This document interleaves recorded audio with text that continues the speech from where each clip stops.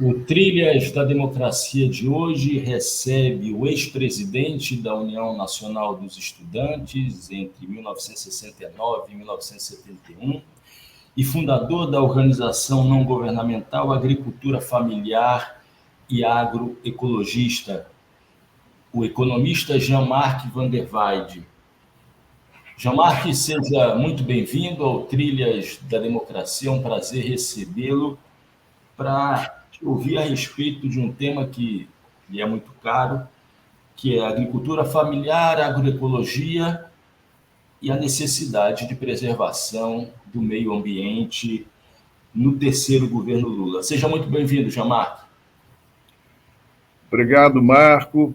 Fico muito satisfeito de estar aqui com você e com todo mundo que está nos ouvindo ou vendo. Jean, você foi membro do CONDRAF, o Conselho Nacional de Desenvolvimento Rural Sustentável, que foi criado em 2003, e foi um dos principais formuladores do PRONATER, o Programa Nacional de Assistência Técnica e Extensão Rural na Agricultura Familiar e na Reforma Agrária, que foi criado no ano de 2005. Antes da gente olhar para frente, eu gostaria de ouvir um balanço da tua parte desse período de 20 anos, na verdade, os 14 anos dos dois governos Lula e do governo e meio da ex-presidenta Dilma, e os 6 anos de governo Temer e Bolsonaro, nesse campo da agricultura familiar e agroecologia. Eu gostaria de te ouvir a respeito dos avanços e retrocessos que caracterizaram essas 2 décadas. Por favor, Jean. Vamos lá. Para começar, a gente tem que situar a agricultura familiar no contexto mais geral da agricultura brasileira como um todo. E nesse período longo, e o período anterior, inclusive, do governo Fernando Henrique, o que prevaleceu nas políticas governamentais foi o apoio ao agronegócio, que teve praticamente todas as vantagens, todas as possibilidades em termos de isenção de impostos, de vantagens de todo tipo, crédito facilitados, anistias a dívidas, enfim, todo um conjunto de políticas que favoreceram muito o agronegócio e que, inclusive, faz com que muita gente diga que, para uma propaganda que diz que agro é tech, agro é pop, agro é tudo, quer dizer, tudo isso com um apoio monumental do Estado.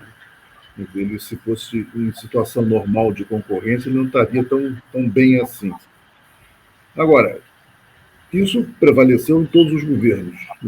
A diferença no governo no começo do governo Fernando Henrique, no final do governo Fernando Henrique e depois do governo do Lula e da Dilma, é que se abriu um espaço que foi único na história do Brasil, em que se tratou a agricultura familiar como uma coisa importante que mereciam políticas específicas, que começaram com a criação do MDA no governo Fernando Henrique, o PRONAF, em particular, política de crédito, e depois política de assistência técnica, que foram os 2 grandes motores das políticas de apoio à agricultura familiar.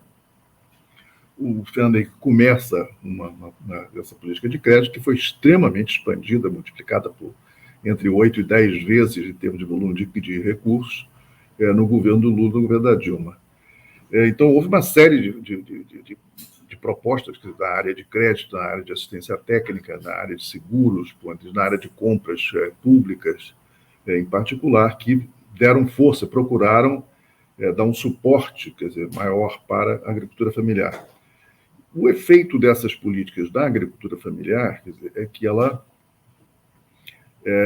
por um lado, tem uma série de elementos positivos. Por exemplo, você tem setores da agricultura familiar que ganharam dinheiro, que melhoraram, que ascenderam socialmente e financeiramente, sobretudo na região sul do país, mas não só, mas que teve uma série de outros elementos complicados, que estão sendo ainda pouco analisados, pouco discutidos. Eu acho que um deles é que, sobretudo nessa região sul, onde houve esse processo, digamos, de maior sucesso nas políticas públicas, você tem uma conversão da agricultura familiar que era uma agricultura diversificada na sua grande maioria dos casos. Eu trabalhei um longo tempo no sul do Brasil, no Paraná, em particular, nós tínhamos um projeto grande, e você vê uma uniformização de produtores que eram produtores multicultores, que produziam sobretudo para alimentação. Eles, pouco a pouco, à medida que o crédito e a assistência técnica vai estimulando, eles vão se convertendo em monocultores e vão se convertendo ao que é o lado mais lucrativo, digamos, da agricultura convencional, inclusive, do próprio agronegócio, e se constituíram em produtores voltados para commodities que não são alimentares, são para alimentar gado, né? Alimentar gado, alimentar galinha, alimentar porco, e, sobretudo, se transforma na produção quase que centralizada em milho e soja. Enquanto que a produção alimentar cai. Ao longo desse tempo todo, você vai num processo em que a produção de arroz, produção de trigo, produção de mandioca, produção de milho para alimentação humana vai diminuindo, do ponto de vista de volume de produção, e o próprio crédito tomado pelos agricultores vai cada vez mais se convertendo num crédito, mais da metade do crédito dirigido para a agricultura familiar acabou ficando, no final do período, centrado em financiar soja e financiar milho para commodities, para a produção de ração, né?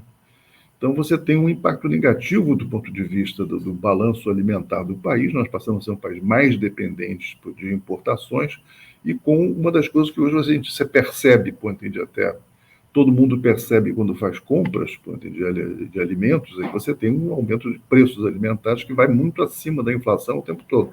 E é inevitável que assim seja, porque você tem uma agricultura que passa a ser toda ela balizada pelo que você pode chamar pelo mercado mundial. Então, à medida que os preços sobem e subiram muito no mercado mundial para essas commodities, isso arrasta o conjunto dos preços no Brasil na mesma direção. Então, você tem uma dificuldade grande aí, quer dizer, um dos problemas que nós temos a resolver muito significativo é que a produção é insuficiente para o consumo nacional, sobretudo se você fizer uma política forte de financiar o consumo alimentar dos mais pobres. Isso vai ser uma coisa absolutamente necessária. Você não consegue fazer isso sem ampliar a oferta de alimentos a um preço razoável no mercado nacional. Então, você tem que mexer com as duas coisas. Não dá para você pensar, e acho que isso foi um dos erros da política do Lula e da Dilma naquele período, em que você pode tratar a agricultura familiar e agronegócio como duas coisas que podem funcionar, operar no mesmo espaço nacional, espaço produtivo, como se elas não tivessem relação uma com a outra. E tem relações indiretas e diretas, que afetam a agricultura familiar em particular. Predomina sempre a lógica do agromercado. Então, acho que isso aí tem um efeito mais importante que eu acho que a gente tem que constatar, é o seguinte: se você vai analisar os censos de 2006 e de 2017, você esbarra numa verificação que é preocupante, é que, apesar do esforço de reforma agrária feito naquela época, nesse período em que 400 mil famílias foram instaladas no campo, outras...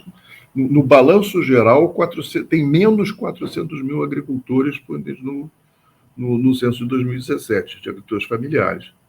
Isso significa, fazendo o balanço de quem sai e quem entra, que 800 mil famílias deixaram o campo. 400 mil entraram e 800 mil saíram. Então, você tem um balanço negativo de 400 mil. Isso indica que essas políticas fracassaram do ponto de vista de você fortalecer a agricultura familiar. E acho que isso é muito importante ser feito, essa avaliação e a constatação, para você pensar no que você vai fazer. Se você vai fazer políticas de mais do mesmo, os problemas vão se agravar. Aqui você atribui essa reviravolta no êxodo, né? Quer dizer, na verdade, esse êxodo dessas famílias, dessa população, que provavelmente migra para as grandes cidades, né? Com certeza. Eu acho que o elemento principal é a orientação do próprio crédito e da assistência técnica, que praticamente se dirigiu a você fortalecer o uso de um modelo produtivo que é um modelo convencional. O crédito para soja e para milho, entende? E o crédito em geral, quer dizer, foi utilizado para compra de insumos, para insumos químicos, adubo químico, agrotóxicos, etc., para compra de sementes desenvolvidas por empresas e para uso e para mecanização pesada. Então você tem isso coloca essa agricultura familiar, quer dizer, com gastos muito maiores do que podia ter, apesar da facilidade de crédito e seguro e uma série de coisas, mas que tornou essa agricultura endividada. Eu vou dar só um dado para você, o seguinte, que eu acompanhei de perto. Todos os anos você tinha, nos governos da Dilma, você tinha entre abril e maio, os movimentos sociais faziam grandes pautas de negociação com o governo. De que, a partir de 2005, a principal reivindicação colocada, assim, a primeira, praticamente em todas essas negociações, seja pela CONTAG, seja pela FIETRAF, seja pelo MST, estava dirigido para anistia de dívidas, refinanciamento de dívidas, ou seja, o problema do endividamento da agricultura ficou muito pesado, e isso é o fator principal que faz sair muita gente. Não é só esse. Em outras regiões, esse não foi o problema principal. No Nordeste, você tem outras razões, envelhecimento da população, você tem população rural, dos produtores, você tem questões ambientais, questões de seca, perdas provocadas por outros fatores que dão os fatores vinculados ao crédito e ao financiamento. Mas eu diria que foi forte. Eu vi isso no Paraná, regiões que a gente trabalhou, inclusive, que a gente tinha milhares de agricultores trabalhando na área da agroecologia, e viraram-se, com facilitação do acesso ao crédito, eles voltaram-se para esse modelo mais convencional de produção, um modelo agroquímico, de modo mecanizado, e foram se endividando e se encalacrando. Teve uma parcela que se deu bem, como eu falei, né, que como os próprios agricultores dizem, uma parcela que enricou, mas você tem muita gente que quebrou. No Paraná, eu cansei de ver as pessoas parando de produzir, inclusive, ou saindo, vendendo terra, ou se tornando rentistas, que eles passam a alugar as suas terras para proprietários médios ou maiores, vizinhos, que passam a usar suas terras para fazer a mesma coisa. Soja, etc. Por acaso, você tem os números referentes ao orçamento durante os 14 anos de governo do PT? A média do orçamento do Ministério da Agricultura e do Ministério do Desenvolvimento Rural, e mais ainda, né? Você tem algum dado sobre a quantidade, né, o valor das isenções fiscais na área do agronegócio e os incentivos na área do agronegócio, mas também na agricultura familiar? Tu tem esses números? Em detalhe, não, porque teria inclusive porque esses números variam ao longo do tempo, eu teria que olhar isso com mais cuidado. Mas, de forma geral, você faz a conta principal a fazer, digamos, no impacto, está mais no crédito do que no orçamento dos ministérios. O orçamento do Ministério da Agricultura não é muito grande, porque o crédito não entra como uma despesa orçamentária. Agora, o crédito o crédito facilitado para o agronegócio, ele é um crédito que vai para 200 bilhões, 250 bilhões, até mais. O da agricultura familiar, no auge, do maior crédito que o Pronaf deu para a agricultura familiar, ficou na fase de 29 milhões, né? Quer dizer, é bem menor do que foi para o agronegócio. Também é um crédito facilitado, também é um crédito com subsídios, mas o subsídio do agronegócio é infinitamente maior. O subsídio do agronegócio se conta na margem alguma coisa em torno de 20 bi, né, anualmente, para o agronegócio. Mas teria que analisar esses dados com mais detalhe. Mas tem uma quantidade grande, quer dizer, por exemplo, os caras não pagam impostos em relação ao uso de agrotóxicos, não pagam em relação ao adubo químico, entende? Enfim, e tem subsídios de crédito também, entende? Enfim, tem todo um conjunto de fatores importantes. A gente vai mais à frente falar sobre isso, mas me parece que tanto Lula, quanto Miguel Rosseto, quanto os cabeças do PT realizaram essa autocrítica, ou pelo menos tem sido noticiado uma autocrítica em relação à necessidade de aumento dos valores dos incentivos no campo exatamente da assistência técnica, né, e dos créditos para a agricultura familiar. Mas a gente vai voltar a falar sobre isso, Jean. Jean, a gente tem falado, você tem falado até agora dos 14 anos do PT, né? Feito referência também à criação do MDA, que se deu do MDR que se deu no governo Fernando Henrique, e quando Temer, né, assume a presidência da República, já toma medidas muito duras, inclusive a extinção do Ministério. O que acontece nesses 6 anos?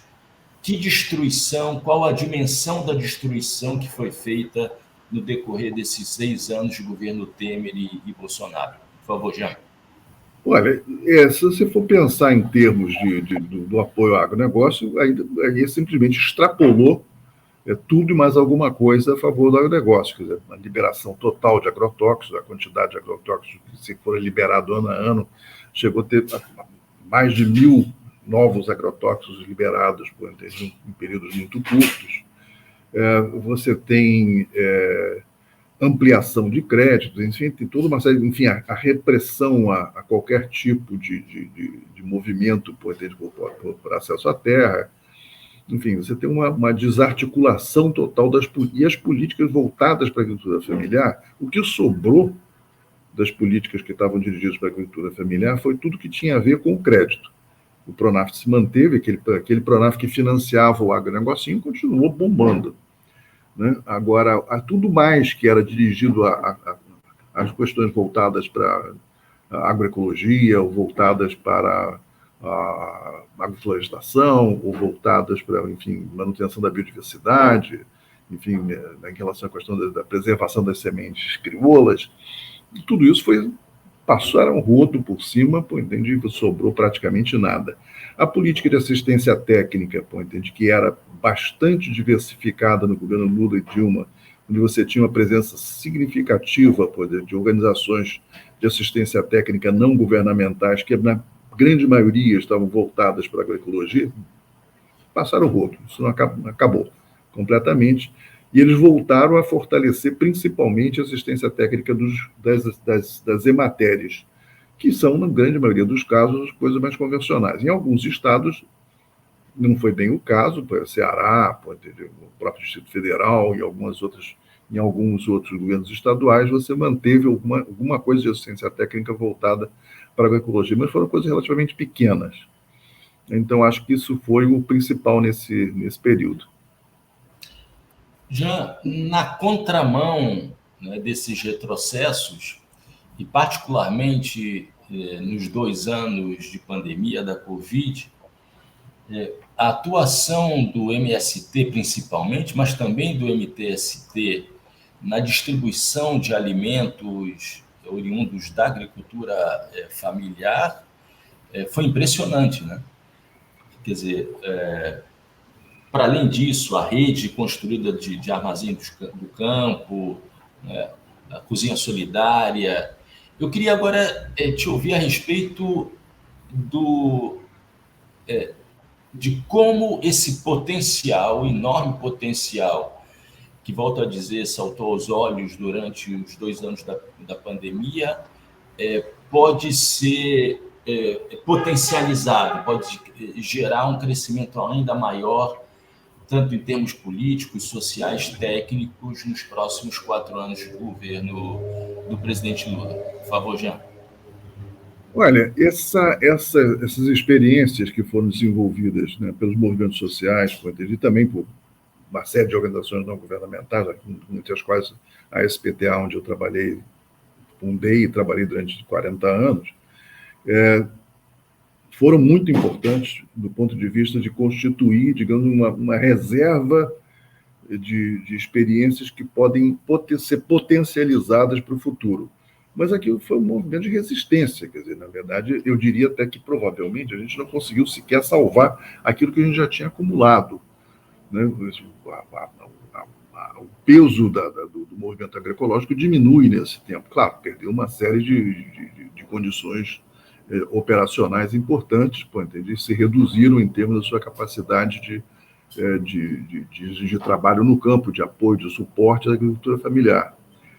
Mas são, certamente, eu acho que tem, em particular, eu diria, essas experiências de produção orgânica e agroecológica voltada para a produção alimentar, quer dizer, foram extremamente importantes. Acho que são exemplos que se consolidaram em muitos casos, que você pode usar, e isso é fundamental, quer dizer, como eu diria assim, como um roteiro, quer dizer, o que deu certo e o que pode ser potencializado. Eu acho que esse lado é um acúmulo significativo. Eu diria que o MST, particularmente, fez um trabalho extremamente importante nesse período e que tem que ser reconhecido. João, eu te convido agora a olhar para frente, né? Foi criado o Núcleo de Desenvolvimento Agrário, que compartilha o mesmo, digamos, campo com o núcleo da agricultura e também o núcleo da pesca. Me corrija, por favor, se eu estiver enganado, né? E são cerca de 10 nomes, entre 10 e 12 nomes que compõem esse núcleo da equipe de transição. Você certamente sabe quem são os nomes, sabe quem são as pessoas que compõem. Como eu disse agora há pouco, né, o ex-ministro do Desenvolvimento Agrário, o deputado estadual Miguel Rossetto, além do ex-presidente, do presidente eleito Lula, já afirmaram a reconstrução do Ministério do Desenvolvimento Agrário, apesar de integrantes do núcleo da agricultura terem dito que não há consenso em relação a isso, a essa criação. Então, eu gostaria de te ouvir a respeito, levando em consideração os integrantes do núcleo de desenvolvimento agrário, levando em consideração a proposta de recriação do Ministério, você fica mais otimista, menos otimista daquilo que você ouviu, das declarações que você ouviu sobre o que está sendo proposto pelo núcleo? Você fica mais otimista, mais pessimista em relação aos 4 anos que vem por aí? E, acrescentando, na hipótese da recriação do Ministério, a sua estrutura deve ser a mesma do período dos 14 anos do governo Lula e também da sua criação do governo Fernando Henrique, ou tem que haver uma nova estrutura, levando-se em consideração aquilo que aconteceu e a autocrítica feita em relação aos anos de governo do PT? Por favor, Jean. Olha, eu acho que, para começar, o grupo de transição na área da agricultura familiar, esses 11, 12 nomes, porque todos eles são nomes mais políticos, que a grande maioria são representantes dos movimentos sociais, que têm, enfim, uma responsabilidade política em definir as macro-orientações que são dadas. E isso é correto. Eu acho que quem tem que tomar decisões, nessa transição, são realmente... o foco político é muito importante, isso você não entrega essas coisas para decisão de técnicos.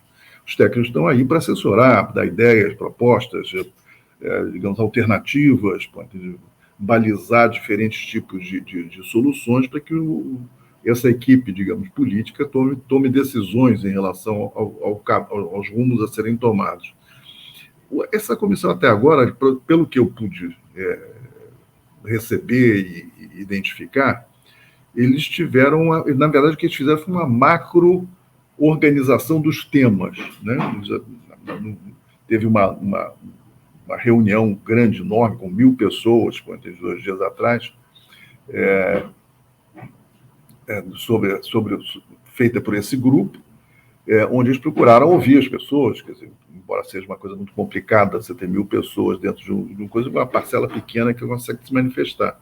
Mas, de qualquer forma, era uma tentativa de dar uma sensibilizada, de assim, olha, nós estamos fazendo isso, nós estruturamos são esses os temas que nós estamos trabalhando, e esses temas foram recolhidos, fundamentalmente, de alguns documentos base dos próprios movimentos sociais. Né? Então, eles cobrem todos os diferentes aspectos que possam interessar o mundo rural, não só o agrícola, mas o mundo rural em geral, inclusive dos trabalhadores assalariados, de uma série de outras questões na área de educação, questões na área de sanidade, questões na área de... Enfim, é bastante variado a temática. A questão maior, quer dizer, por isso que eu não estou nem otimista nem pessimista, porque nós não entramos ainda nas substâncias. Quer dizer, acho que a primeira coisa importante a fazer nesse grupo, com assessores, sem assessores, não sei quem são os assessores, isso, na verdade, eu não consigo saber, que estão trabalhando com essa coordenação política, é avaliar o que se fez. Quer dizer, ou você tem uma visão clara de que a gente tropeçou com todas as boas intenções do mundo, mas os efeitos foram efeitos complicados. Se você não tem uma avaliação crítica do que foi feito, você acaba fazendo mais do mesmo. E mais do mesmo vai ser um problema, aí vai ser realmente um problema grave. Eu acredito que isso não vai acontecer, né? Eu tenho fé que isso aí vai ser aprofundado, vai ser balanceado mais a fundo, até porque eu diria que esses movimentos sociais, ao longo do tempo, se eles começaram sem muita visão clara, no começo do governo Lula, em 2003, sem muita visão clara dos impactos possíveis do que estava sendo feito, quer dizer, de um crédito que estava voltado mais para uma agricultura convencional, que estimulou o agronegocinho, com o tempo eles foram adotando uma visão muito crítica. O MST foi o primeiro a chegar a dizer, não, peraí, não é esse o caminho, quer dizer, o caminho do fortalecimento da agricultura familiar é você adotar a agroecologia. Então nós temos que ter políticas que reforcem isso. Mas daí a você transformar essa constatação, digamos, macropolítica em orientações de política concreta, assim, de crédito, de assistência técnica, de conservação de biodiversidade, etc., tem um passo que não é pequeno, até porque a própria formulação das propostas políticas tem uma série de problemas. Nós tentamos, a Articulação Nacional da Agroecologia, eu representei a SPTA ou a ANA no CONDRAF durante muito tempo, a gente tentou passar uma série de propostas que eram voltadas para a agroecologia. No crédito, por exemplo, foi criada um crédito para a agroecologia, uma modalidade do PRONAF. Depois teve um crédito mais específico voltado para o semiárido, também dirigido para a agroecologia. Teve um terceiro que era voltado mais para questões das áreas florestadas, né, se chamou PRONAF Floresta, e que foi esse aí perdeu-se completamente, ele virou depois uma coisa que se chamou até de uma forma irônica de o PRONAF Pinos e PRONAF Eucalipto, porque praticamente foi isso que ele estimulou, o plantio de pinos e eucaliptos nas áreas da agricultura familiar. Mas essas propostas de crédito foram muito complicadas, porque as equipes que trabalhavam com crédito PRONAF não entendiam nada de agroecologia. A gente dialogava com eles, sugeria, falava, e o que acabava saindo eram questões que eram muito limitativas. Tanto é que essa proposta de crédito agrícola foi muito pouco acessada pelos agricultores.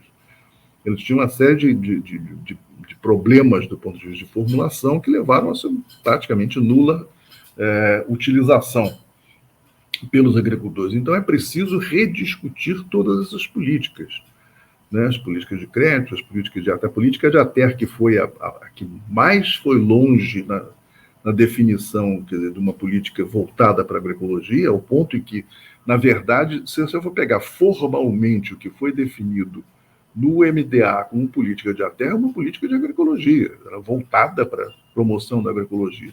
No entanto, na prática, isso não funciona assim, até porque não é uma coisa fácil de funcionar assim, né? Porque você tem uma série de elementos que são condicionadores.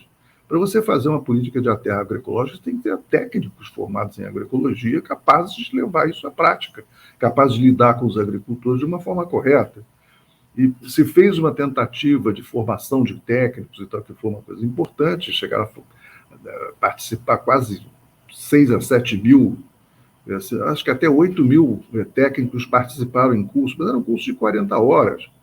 Você não forma um técnico que passou 5 anos na universidade aprendendo sistemas convencionais e métodos convencionais de assistência técnica, e em 40 horas você transforma isso tudo num cara capaz de promover técnicas da agroecologia e metodologias compatíveis com a proposta agroecológica. Então, tem um problema real. Você não pode pensar que você vai simplesmente, com uma definição de política, que você transforma tudo por uma decisão de política. Você tem elementos que você tem que pensar com o tempo, né? Você tem que pensar em transições, em processos de transformação que são paulatinos. Se você faz isso na marra, quer dizer, tenta fazer de uma hora para outra, você pode dar com os burros na água completamente. Até porque tem um primeiro ponto, é o seguinte: a agricultura familiar, na sua grande maioria, os agricultores, eles não estão tão conscientes do que é agroecologia. Eles não têm um conhecimento em relação a isso, não estão demandando uma assistência técnica agroecológica. E você tem que convencê-los, você tem que mostrar que as vantagens dessa proposta, e isso exige tempo, exige um processo digamos assim, de agregação paulatina de novos. Nós tivemos nossa maior experiência na área de promoção da agroecologia, que é o projeto da Borborema, na Paraíba. A gente começou com 300 agricultores, a gente tinha 3 mil. Né? Mas isso se fez em 15 anos, que você não fez isso do dia para a noite. É verdade que nós não tínhamos todos os recursos para fazer isso de uma forma mais acelerada, tinha uma série de limitantes que a gente teve que enfrentar, nós somos a contracorrente das políticas dominantes. Mas, mesmo com apoio mais favorável, isso aí esbarra em problemas. E a própria política de aterro, só para terminar, que foi formulada, quer dizer, quando chegamos ao ponto, já depois que foi feita a lei de aterro e que foi modificado o sistema de financiamento da assistência técnica e extensão rural, nós acabamos esbarrando em problemas terríveis, que castraram, inclusive, praticamente todas as metodologias participativas que estavam sendo empregadas pelas organizações não governamentais. E não é por maldade de ninguém, é porque a legislação é uma série de entraves. Né? Você sai de um sistema de contratos para um sistema de projetos para um sistema de contratos, de convênios para contratos. Os contratos têm uma série tem vantagens, que você deixa de ter problemas do ponto de vista de prestação de contas, que eram extremamente enrolados, para você passar a ter problemas de execução, que eram muito, muito enrolados. Então, você tem que rever essas coisas todas. Essa política de aterro tem que ser virada pelo avesso. Você tem que montar uma coisa muito mais flexível, que permita, de fato, que esses elementos metodológicos sejam preservados e até generalizados, fortalecidos, utilizados por mais gente. Isso não é uma coisa que você possa fazer também do dia para a noite. Esse é um dos impasses para o futuro. Eu tenho perfeita consciência que a única forma de você produzir de uma forma saudável do ponto de vista tanto do produto quanto do ponto de vista das relações com o meio ambiente é a agroecologia. Mas também tenho consciência de que você não faz isso de uma hora para outra. Você tem que ter um esquema de transição aí que significa que você vai ter que ter praticamente 2 políticas que vão ser simultâneas. Você não vai de uma hora para outra. Se você chegar amanhã e dizer, vamos supor, vamos fazer agroecologia, então todo o crédito vai ser voltado para a agroecologia. Vai ter um impasse com uma parcela significativa da agricultura familiar que não sabe o que é isso, não está fazendo outra coisa. Então você vai ter que conviver com políticas que não são... digamos que tem até algumas contradições entre si, mas que faz parte da realidade que a gente tem. Né? Eu acho que o problema é você dar muito mais ênfase na promoção da agroecologia, de forma que ela possa ir se expandindo e ampliando, quer dizer, a sua base de agricultores. Isso tem a ver com tanto a formação de técnicos, como o tipo de financiamento da extensão rural, como o próprio sistema de crédito ser um sistema que também, e de compras governamentais, que facilite, que fortaleça, leve os agricultores a se sentir atraídos a produzir em vez de produzir ração, em produzir alimentos, e alimentos saudáveis baseados na agroecologia. Isso digamos, uma sintonia fina que o próximo governo vai ter que fazer. João, eu queria acrescentar um novo tema que também é muito caro e que se relaciona intimamente com a agroecologia, a agricultura familiar, se relaciona com a nossa sobrevivência, na verdade, né? Que é a crise climática. Você escreveu no dia 13 de novembro um artigo intitulado Tudo o que não discutimos nessas eleições, mas que vai cair sobre nós no curto prazo. Eu gostaria de dialogar contigo sobre esse teu artigo, a começar, né, te pedindo para que fale para os nossos ouvintes, os nossos espectadores, da gravidade da situação que você trata no assunto, do aumento da temperatura na Terra em 1 grau centígrado da Revolução Industrial até o presente momento. Qual é a gravidade desse aumento que não apenas os negacionistas, mas o senso comum acha que seja alguma coisa de menor relevância, né? Porque durante o dia, durante as estações, a variação é muito maior do que 1 grau. Por favor, Jean, de maneira bem didática para os nossos espectadores. A questão do indicativo de temperatura média mundial é uma coisa que deixa as pessoas meio digamos, atônitas, porque assim, por que estão tão preocupados com o aumento de 1 grau? Porque não é um aumento de 1 grau em um dia ou de uma estação para outra, é um aumento da temperatura média da Terra, né, da Terra e dos oceanos, entende? Num período muito mais longo. Né? Então, quando você passa de 1 grau, né, e a gente já passou de um aumento de 1 grau, e esse aumento de 1 grau é um aumento referido aos meados do século XIX, de quando começa a Revolução Industrial. Então, a emissão de gases de efeito estufa começa a acelerar muito daquele período para cá e a temperatura começa a subir regularmente, com oscilações, não é um negócio que vai aumentando dia a dia. Com oscilações para mais, para menos, para aqui, para lá, mas, enfim, a curva vai sempre para cima. E as emissões de gases de efeito estufa, já a essa altura do campeonato, com os gases que já estão no ar, quer dizer, que não vão, a não ser que você consiga um mecanismo de retirada do CO2 e de outros gases de efeito estufa da atmosfera, e a agroecologia tem uma proposta em relação a isso, ela consegue fazer uma recuperação de carbono muito forte, você tem a tendência é que o que já está no ar vai levar a temperatura para 1,5 grau até 2030. Isso pensando que os primeiros cálculos científicos no começo dos anos 2000, eles previam isso para 2050. Quer dizer, então, na verdade, já está antecipando esse processo. E já estão falando que 2050, a perspectiva, se nada for mudado, a perspectiva é que nós vamos chegar a 2, 2,5 e 3, 3,5 em 2075. Né? E esse aumento de temperatura ele balança o sistema climático todo. Né? E é importante que as pessoas se deem conta de que isso não se dá.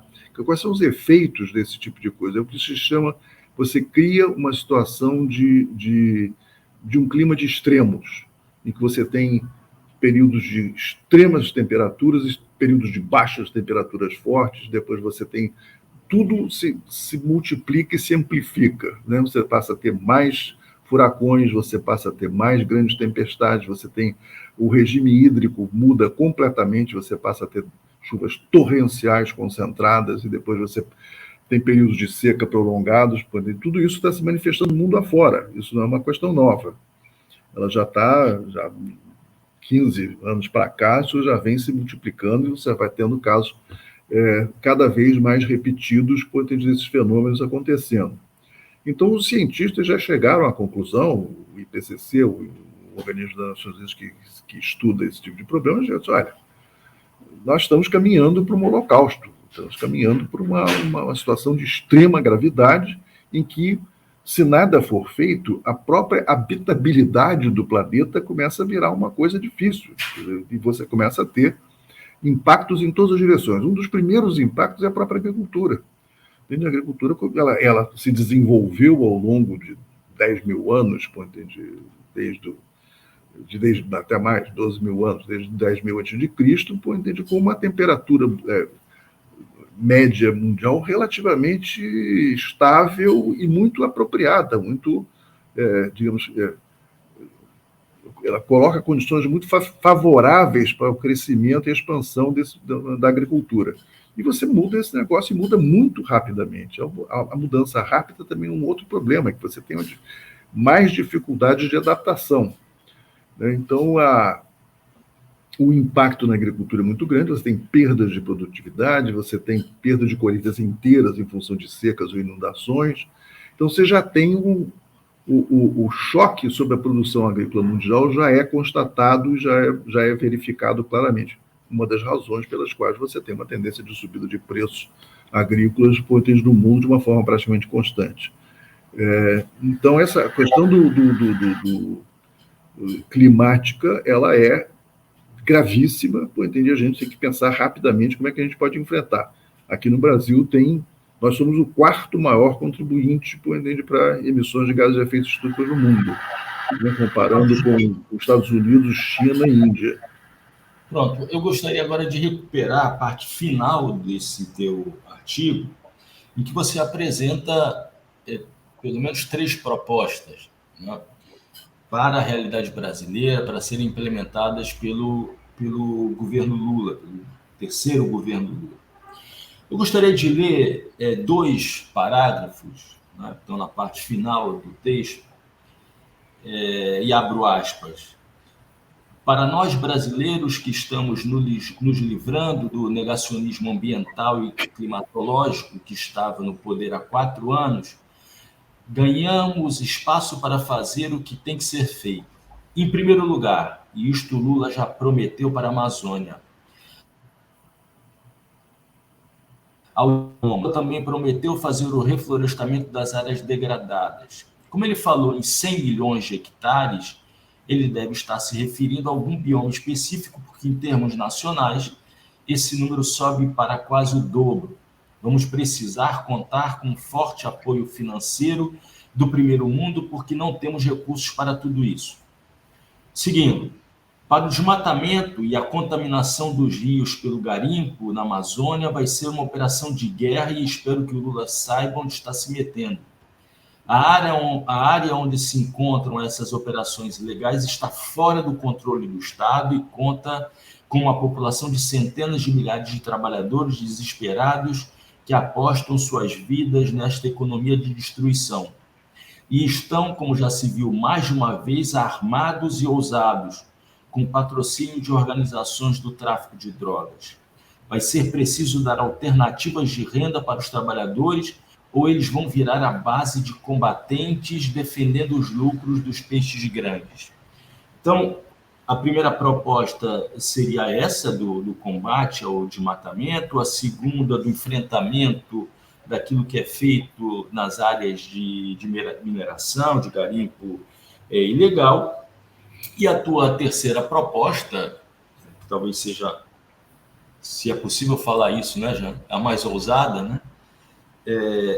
Uma meta de redução das emissões de gases para além do desmatamento. E fazer com que isso seja um exemplo para o mundo. Eu te pediria para aprofundar essas tuas propostas e te perguntando, a vontade política é suficiente para levar à frente, para levar a cabo essas tuas propostas? Por favor, Jean. A questão do desmatamento é o seguinte, eu falei, o Brasil é o quarto maior emissor de gás de efeito estufa e o perfil das emissões no Brasil tem muito a ver com o agronegócio. né? O principal, praticamente metade, um pouquinho mais da metade das nossas emissões de gás de efeito estufa vem do desmatamento e das queimadas, né? Que não é só na Amazônia, né? A gente viu nos últimos anos como é que isso aí pegou, metade do Pantanal ardeu, na Caatinga você teve, né, um efeito grande, você tem o desmatamento e o processo de queima de resíduos e de matas, né, que não é só o resíduo do desmatamento que é queimado, que é gigantesco, mas não é só. O agronegócio tem uma contribuição específica de emissão de gás de efeito estufa que não tem a ver com a modificação do uso do solo. Nos sistemas convencionais, você tem uma emissão pesada de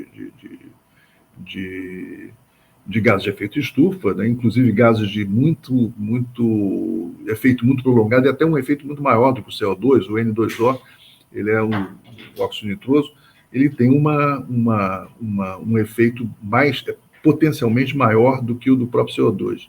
E isso aí tem a ver com o uso de adubo químico, tem uso, né, sobretudo o uso de equipamentos que emitem, né, equipamentos motorizados que emitem gases a partir do uso de combustível fóssil. Enfim, essa parte aí, mundialmente, se considera que a agricultura convencional é responsável diretamente, sem falar na parte de desmatamento que ela também provoca, ela representa 28% a 29% de todos os gases de efeito estufa. Incluindo o desmatamento, isso passa para 39%, 40%. Se você for considerar toda a cadeia produtiva do agronegócio, né, da mudança do uso do solo até a mesa do consumidor, ou da indústria que usa produtos de origem agrícola, você tem estatísticas que apontam que nós estamos em 50% de tudo que é emitido de gás de efeito estufa tem a ver, direta ou indiretamente, com o agronegócio ou com o sistema alimentar. E isso, no nosso caso especificamente, a decisão já tomada pelo Lula, inclusive, ela foi mais ampla do que eu esperava no começo. As primeiras vezes que ele se referiu, ele estava se referindo à Amazônia, né? Desmatamento zero na Amazônia. Mas ele está falando agora de desmatamento zero em todos os biomas. Eu acho que isso é uma coisa extremamente importante, até porque a expansão para os outros biomas, a aceleração da destruição dos outros biomas foi muito grande nesse período também. Então, acho que esse é um primeiro aspecto importante. A segunda coisa que ele falou, que também é um elemento chave, que eu venho batendo há muito tempo, é que você tem o processo de reflorestamento, é um processo fundamental, primeiro porque ele reabsorve gases de efeito estufa. Né? Ele tem um efeito positivo gigante. Quer dizer, quando o Lula fala em 100 milhões de hectares, na verdade foi isso que eu escrevi ali, vamos reflorestar 100 milhões de hectares. 100 milhões de hectares ele deve estar se referindo à Amazônia, porque se você for incluir os outros biomas, isso praticamente dobra. Né? Então, eu não sei muito bem se isso é um número que ele usou num determinado momento ou se isso faz parte, se a questão do reflorestamento vai ser uma coisa mais ampla do que na Amazônia. Mas isso não é uma coisa fácil de fazer, isso tem um custo alto, você tem que envolver, e dependendo de como é que você faz também, né?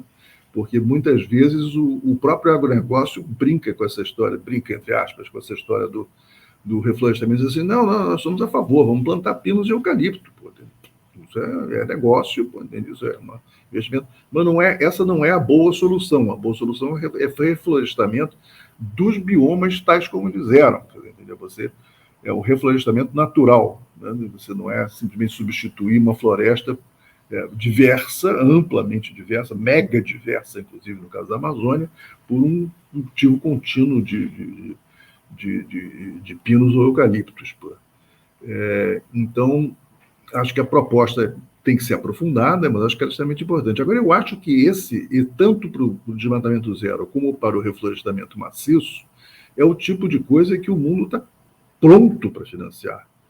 Entendi? Que é o tipo de coisa que certamente, tanto por empresa privada, por gente que está pagando crédito de carbono, entendi? Que não é exatamente uma solução muito interessante, mas que pode ser usada nesse caso, eu acho que tem um potencial grande que essas coisas funcionem. Agora, como é que isso vai funcionar concretamente, no caso da Amazônia em particular, esse caso que eu citei ali, é que você tem uma região, e isso foi mais do que exemplificado no assassinato dos dois ambientalistas que estavam, do IBAMA e o repórter, o jornalista inglês, você tem a exemplificação de que você está num mundo em que o Estado desapareceu, quer dizer, e mais ainda, o que tem de Estado na região, quer dizer, ele é cúmplice. Prefeitos, delegados, polícia, todo mundo está dentro, fazem parte da mesma coisa, do mesmo universo. E é muita gente, é gente para burro, quer dizer, só os números calculados, que são números que são volta e meia chutados, e eles são oscilantes também, mas que alguns estudos indicam que você tem 300 mil garimpeiros e um número não identificado de grileiros, de gente que está desmatando para tirar madeira. Né? Você tem que ter uma noção de que a madeira brasileira, 50% da madeira brasileira é ilegal, a que é vendida, exportada, etc. É ilegal. Então, você tem muita gente envolvida nisso aí. Então, não basta simplesmente dizer, não, vamos botar o IBAMA lá em cima, vamos reforçar os instrumentos de controle, que é fundamental, porque eles foram desmantelados, mas eles vão precisar de uma força armada de apoio. Porque isso na prática... Você, tanto no teu artigo quanto agora, você já afirma que são necessários, por um lado, o apoio internacional. E isso pode ser uma boa notícia, né? Quer dizer, pode gerar um apoio, uma sustentação internacional ao governo Lula. Né? Com certeza. Mostrado realmente as boas intenções e políticas que levem à frente essas boas intenções. Mas a grande questão, e talvez o que mais me preocupa, é a necessidade da presença de forças federais naquela região, né? Nessas regiões. Né? Exército, Marinha, Aeronáutica, Polícia Federal, né? E esse é um problema para o governo Lula, né? Esse é um problema complicado, muito complicado, porque, na verdade, quando o Bolsonaro, na verdade, o que o Bolsonaro fez ali foi coisa para inglês ver. Né? Quer dizer, botou lá o Mourão à frente de uma força militar nacional, não sei o quê, tal, que não tinha a menor capacidade de intervir. Quer dizer, a intervenção principal, quem sabe como lidar, onde é que estão os focos de incêndio, onde é que estão os locais de desmatamento, e o pessoal do IBAMA tinha esse know-how e tem os instrumentos, inclusive técnicos, para fazer isso. Hoje em dia, tecnicamente, você localiza um foco de incêndio até relativamente pequeno, assim, em tempo imediato. Você sabe, começou a pegar fogo em tal lugar com uma dimensão tal, quer dizer, o caso localizado. Né, um GPS ali, pimba, em tal lugar, em tal fazenda, com tal acesso. Ou seja, o potencial de controle existe, tendo recursos para fazer isso. Agora, outra coisa é você chegar lá no lugar e você enfrentar gente que está armada, né, porque o Bolsonaro armou todo mundo, entende? E que está disposta a resistir, está disposta a não deixar fazer. Esses caras já queimaram o helicóptero do IBAMA. Eles fizeram um atentado terrorista, foram numa garagem de helicópteros lá, tacaram fogo em 2 helicópteros. Entende? Então, é uma gente que está disposta ao enfrentamento. E tem cumplicidades locais. Então, você precisa de uma intervenção federal maior. E, para isso, você tem que ter uma retaguarda das Forças Armadas para fazer isso. Ou você cria uma força específica para fazer isso. Existiu uma proposta, o Mink fez essa proposta de criar uma guarda florestal do Estado, do governo federal, para intervir. Mas isso é uma coisa que leva muito tempo para fazer. Porque se você quiser entrar, quer dizer, bloqueando, você tem que ter um acordo com as Forças Armadas para fazer isso. E se esse acordo é uma coisa possível, vamos ver. Faz parte do contencioso aí, que não é pequeno, entre o novo governo e as Forças Armadas. Nós estamos chegando ao fim dessa entrevista, mas eu te pediria para fazer as suas últimas considerações, na expectativa de, em breve, nós nos reunirmos de novo para que você faça uma análise da conjuntura desse período em que aqueles que foram derrotados nas urnas continuam como vivandeiras, né, dos militares, dos golpistas, à frente dos quartéis. Mas eu te pediria, nesse momento, que você fizesse as suas considerações finais acerca da importância fundamental da agricultura familiar, da agroecologia, no terceiro governo Lula. Por favor, Jean. Eu vou centrar num aspecto específico que não dá para falar do geral. Eu defendo, há algum tempo defendi isso já com o Rosseto ministro, em 2004, a proposta da criação de um fundo voltado para o financiamento do desenvolvimento agroecológico, que é um fundo onde você tivesse recursos suficientes para financiar projetos de desenvolvimento localizados sem as travas que você tem no acesso a recursos em geral. O que você tem hoje, por exemplo, nos nossos projetos na Paraíba? Se você quer tocar um programa de desenvolvimento, você precisa acessar o crédito, que tem uma política. Acessar a política de ATER, que é outra política. As políticas de compra, que é uma terceira, de compras governamentais, que é uma terceira coisa. Políticas voltadas de biodiversidade, seguros. É um emaranhado de políticas que tem orientações diferenciadas, não tão pensadas para a agroecologia, e que dificilmente serão, enquanto políticas universais, quer dizer, que é para todo mundo, você pensar que elas vão ser aplicadas, dirigidas estritamente para a agroecologia. Portanto, para fortalecer um processo de transição, talvez a fórmula mais correta seja você criar um fundo, tal como tem uma experiência em curso, inclusive, que a gente conseguiu fazer no final do governo da Dilma, com o Banco do Brasil e com o BNDES, que chamou-se o projeto Ecoforte, que financia projetos com essa pretensão. Não tem muito recurso, mas ele tem uma orientação interessante, porque você coloca uma massa de recursos que o projeto usa para crédito, para seguro, para assistência técnica, para compras, o conjunto das coisas que são importantes para que um projeto de desenvolvimento avance. Então, esse tipo de coisa pode ser potencializado. O Ecoforte é um programa de 20 milhões de reais por ano, que é um peteleco em relação às necessidades. Você pode ter uma coisa que funcione, que deixe uma possibilidade, quer dizer, de já ter uma ampliação importante da agroecologia no mundo rural, da agricultura familiar, nesses próximos 4 anos, e que, na sequência, você possa começar a pensar na universalização dessas políticas. Então vamos ampliar esse negócio para o conjunto da agricultura familiar, dar um salto. Esse salto, nesse momento, não é possível, mas eu acho por isso que eu acho que tem que concentrar mais, os recursos nessa direção. E, finalmente, uma coisa mais bem geral em relação a esse futuro, que eu digo o seguinte: a correlação de forças em que o Lula está operando é muito negativa. Ele tem o balanço desse momento é infinitamente mais difícil do que foi nos anos 2003, 2016, quer dizer, quando a Dilma cai. Então, você tem a pressão do agronegócio vai ser uma coisa constante, eles são dificilmente, embora o Lula faça um esforço grande tentar dividir o agronegócio, trazer os razoáveis, essencialmente, no âmago do agronegócio, ele é o inimigo de tudo isso. Entende? Então, ele vai estar sempre ali chantageando, cobrando mais isso, mais aquilo outro. Se você for retirar os subsídios boçais que eles têm, entende? Eles vão chiar para cacete, vai ter paralisação nas estradas, vai ter trator, vai ter isso, vai ter aquilo.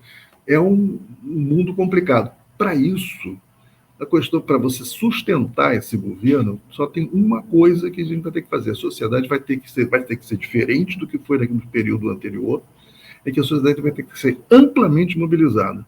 Uma das coisas que eu acho que foi complicada no período do governo Lula é que todo mundo passou a apostar assim: o governo faz. O governo vai fazer, vai resolver, e todo mundo fica mais ou menos na expectativa do que o governo faz, ou você fica tentando fazer com que o governo faça, você tenta intervir para que, não, vamos melhorar isso, eu fiz isso o tempo todo. No entanto, eu acho que a mobilização social vai ser primordial nesse período para você sustentar o governo. Esse não é um governo que chegará ao fim sem ele ter uma amplíssima mobilização da sociedade para sustentá-lo. Acho que essa é a questão fundamental que a gente tem pela frente agora. Jean-Marc van der Weyde, economista, ex-presidente da União Nacional dos Estudantes entre 1969 e 1971 e fundador da organização não governamental Agricultura Familiar e Agroecologia.